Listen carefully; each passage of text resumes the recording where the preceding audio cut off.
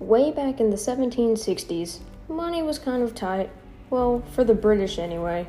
The British had been deeply in debt. The French and Indian War had bled the British dry. Now they had to think of a way to get their money back. Then they thought of the colonists and justified using them because the British and Indian War was fought after all to protect them, right? In 1765, the British Parliament passed the Stamp Act, which taxed the colonies on legal and official papers, along with publications circulating in and around the colonies. Taking it a little too far, however, the Townshend Act had taxed everyday essentials, from tea to sugar to paper to paint and more, which was really ridiculous considering that these were everyday essentials for colonists. The British government did feel that this was unfair, mainly since they earned that debt through a series of wars and fighting. But the colonists were furious. They had been being unfairly taxed without proper representation in Parliament. They felt that it wasn't at all right for the British to be taxing them for income and money for their debt that they earned. Then all heck broke loose. Fights started to happen in the streets. On March 5th, 1770, known as the Boston Massacre, colonists were so disgusted with the British soldiers that they started throwing ice, snowballs, and oyster shells at the British Sentinel and British soldiers. A bit later, reinforcements had arrived and killed 5 colonists that were included in the massacre, while 6 were wounded in the fight. Eventually, the British had finally brought down the tax on everything, but didn't bring it down for tea. They didn't remove the tax for tea mainly since colonists had drunk over 1.2 million pounds of tea each year, which was an insane amount of money back then, and they wouldn't give up hundreds of money in revenue, so they kept the tax. To fight back, they protested against this, and the colonists boycotted the tea sold by the British East India Company and had smuggled Dutch tea, leaving over millions upon millions of surplus tea, which caused them to go bankrupt over this. In May of 1773, the British Parliament had released something called the Tea Act, which had allowed British East India companies to sell tea stress-free and cheap, but had still been taxed when it reached the colonial ports. Tea smuggling continued to increase and had surpassed the tea from British East India Company, even with the added tea tax. With the help of Samuel Adams and John Hancock, who had opposed the tea tax without representation, but had also wanted to protect their tea smuggling operations, them and the colonists continued to rail against the tea tax and the control the British had over their interests. Some of the, you could say, leaders of the Tea Smuggling Act and those who went up against the tea tax and the Stamp Act were called the Sons of Liberty.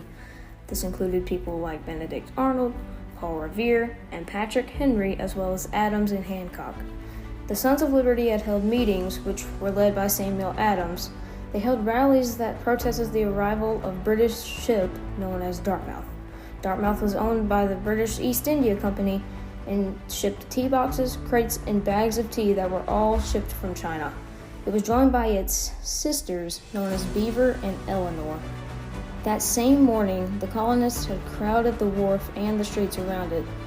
A meeting had been held at the Old South Meeting House, and a large number of colonists were to vote on to stop paying taxes for tea or allow the tea to be unloaded, stored, sold, or used.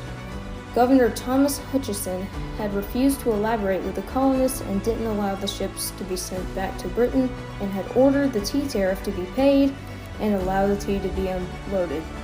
Although the colonists refused, Hutchinson never offered a satisfactory compromise. Now, the colonists were so mad about this. Later that night, a large group of men who were supposedly the Sons of Liberty disguised themselves in Native American garb, boarded the ships, and dumped over 342 boxes of bags and crates of tea into the sea.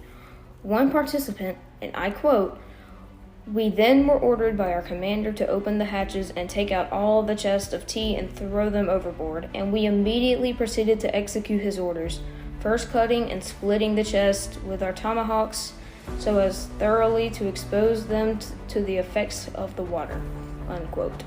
Hughes had also noted that they were surrounded by armed ships and that they hadn't made any attempt to resist. So, what happened after all of this craziness? Well, while John Adams had been thrilled the Boston harbor was filled with tea leaves and crates, others not so much. Although they had basically gotten their deserved revenge, it was lack of violence and didn't really stand out. Benjamin Franklin even insisted that he would pay for the lost tea himself. Despite the fact about the lost tea and the padlock, no one was hurt, and no property was damaged or even looted from the ship, and they had reportedly swept the decks on the ship clean before leaving. Though you may think this was planned by 30 or 45-year-olds, it was actually planned by teenagers who weren't even older than 16, which would make sense considering the number of teas thrown into the harbor and how fast it was done. By the end of all this, the British had in fact took away the tax on tea, closed Boston Harbor to clean up the various tea crates, extended freedom and religion for French Canadian under British rule, and much more. This event was a symbol of how colonists in the past took on the responsibility, no matter what the cost, to protect their rights. They have become a model inspiring others to fight and stand up for oneself no matter the circumstances or the cost. The Boston Tea Party was a major event in history, and we can learn how the colonists protected their individual rights and responsibilities that come with advocating for freedom and equality.